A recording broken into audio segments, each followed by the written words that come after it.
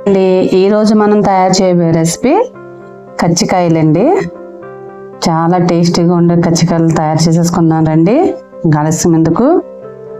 దీనికి కావాల్సిన పదార్థాలు: 1 కప్పు పంచదార, 1 కప్పు బొంబాయి రవ్వ, 1 కప్పు తరిగి పెట్టుకున్న కొబ్బరి కూరు, 1/2 కప్పు నువ్వులు.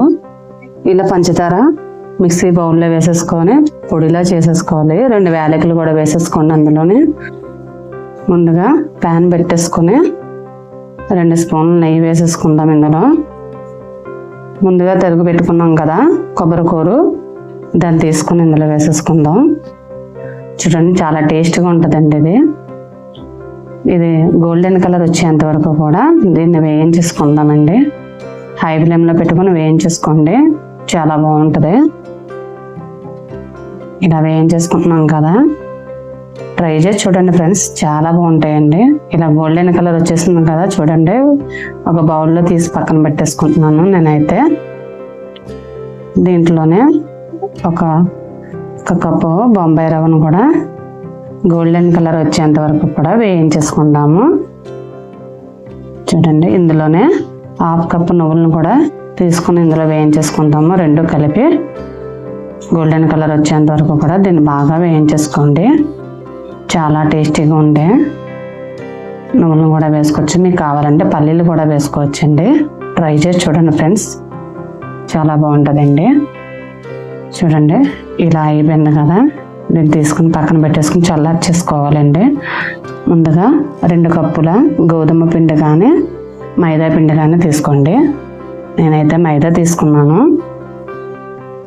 2 కప్పుల మైదా పిండి తీసుకున్నాను. ఇందులో కొంచెం సాల్ట్ వేసేసుకొని దీనిని కొంచెం కొంచెంగా వాటర్ వేసుకుంటూ దీన్ని ముద్దలా చపాతీ ముద్దలా కలిపేసుకుని పక్కన పెట్టేసుకోవాలండి. ఇది ఒక 1/2 అవర్ నానబెట్టితే సరిపోతుందండి. చాలా సాఫ్ట్గా వస్తాయండి ఇవి. ట్రై చేసి చూడండి. చూడండి, ఇలా ముద్దలా కలిపేసుకుంటున్నాం కదా, చపాతీ ముద్దలా కలిపేసుకున్నాం కదా, పక్కన పెట్టేసుకోండి. 1/2 అవర్ నానబెట్టండి, దీన్ని సరిపోతుంది. ముందుగా వేయించి పక్కన పెట్టుకున్నాం కదా కొబ్బరి కూరు, ఇవన్నీ కూడా ఒకే దానిలో వేసేసుకొని పంచదార పౌడర్ కూడా వేసేసుకున్నాం కదా.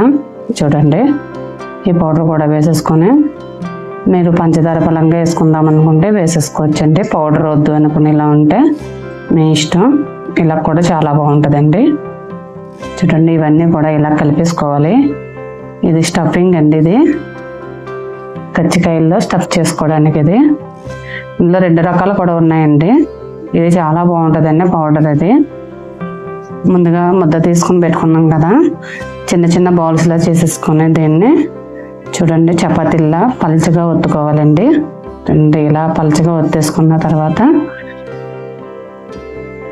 ఇలా చూడండి బాగా పలుచగా ఒత్తుకోండి, గుర్తుపెట్టుకోండి, బాగా వేగవండి.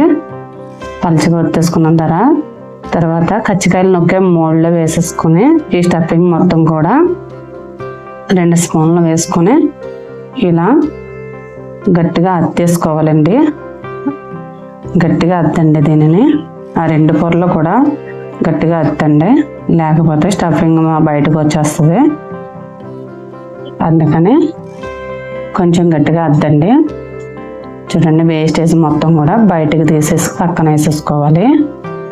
ఇలా తీసుకుంటే కజ్జికాయలు బయటకు వచ్చేస్తుందండి. చూడండి, ఇలా గట్టిగా అద్దేసుకున్నాం కదా.